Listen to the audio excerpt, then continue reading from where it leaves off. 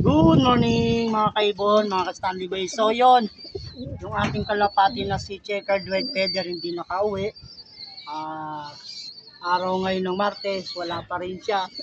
So bali, move on na tayo, no? Tapos na yung karera natin sa South Young Bird Derby Race, no? Hanggang Katbalogan lang si Checkered White Feather at hindi na siya umuwi. Kaya ngayon, sa pag-move on natin, tutok naman tayo dito para sa mga pang SDR natin yung summer na mga ibon.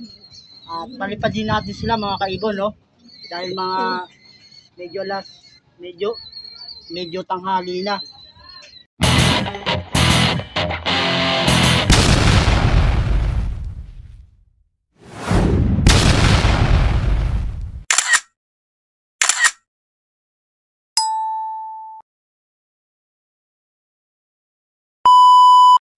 Ito nga pala yung sa aking mga barako, oh. Yan. Pang SDR ko yan, oh. Dalawa na lang yan dito. Mga barako yan. Dito sa kabila, meron ding mga barako. Yung mga bagong lagay natin ay nakayo, no. Kasi pula, may pula pa rin ako. Tapos yung ano na yun, no. Barako din yan eh. Yung parang abuhin na checkered. Ito babae. Yun light checkered, babae yun. At saka yung may puting checkered. So paliparin na natin mga kaibon. Yun. Nagpumahos. Yun na. Hindi na sila kailangan laging bugawin pa, no? Dahil mismo na sila ang lumipit agad. Yun, no? Pagkatapos ng karera ng South ng FPR, ayan naman sila ang susunod na ilalaban natin sa karera, no? At sana swertein tayo dito sa mga ibon na to. Yan. Sabihin na natin itong mga barakong dalawa para makalipad na. Yun, no? Bali, ano yan? Ito silang pang SDR natin. Ang isa dyan ay nag-overfly. Yung dalawa, oh. Sinabay na natin, no? Total, sa training pa lang naman ulit tayo magsisimula. Sabay-sabay na muna sila lilipad. Ito nga pala yung mga breeder ko. Maya-maya magpapatukan na tayo yan, no? Malalaki na, no?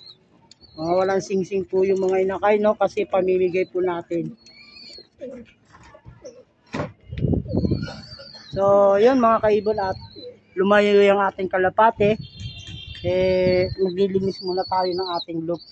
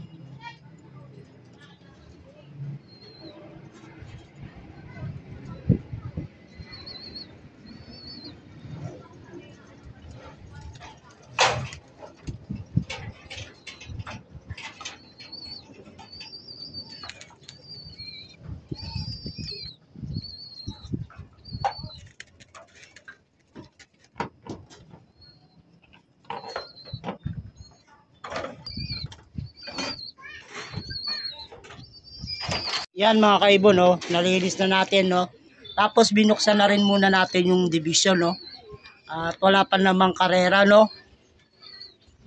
Balik ulit tayo sa ating dating ginawa nung mga unang araw bago tayo nag-training at kumarera sa FPR. Tinanggal natin yung division, no? Open lang uli yan sila lahat. At yun nga, no? Lumayo yung ating kalapate. Natapos na tayo maglinis ng ating kulungan. So time check muna tayo, ayan, no? 8:40. At maya maya abangan na lang natin yung pagdating nila. Total open lang naman yan eh. At maya maya magpapatuka tayo.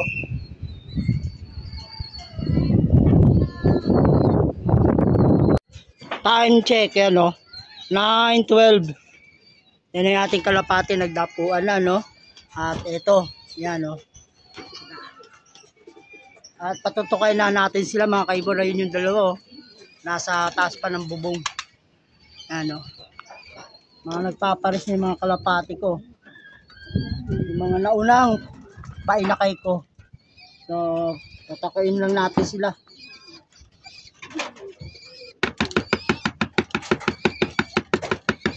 Yan na yung iba, oh.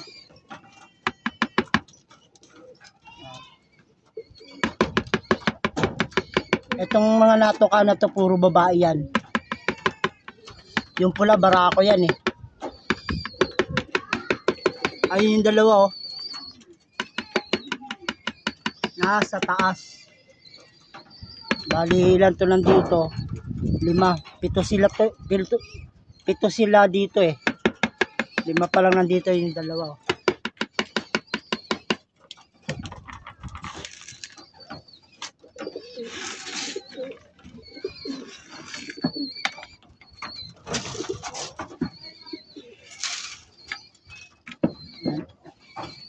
Konti lang muna, mamaya na yung iba.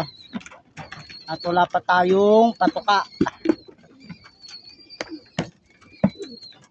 Bibili pa tayo. Yan mga kaibon, no? Nandito na yung aking mga kalapate. At ito naman yung ating tututukan ngayon, ano? Tapos na tayo sa ating karera sa young bird natin. At yun nga, ang huling umuwi o huling nailod natin, si checkered white feather. Bali sa simula't simula 6 sila eh. Mga kaibon na inilod natin mula training hanggang sa naisampa natin ng karera, no?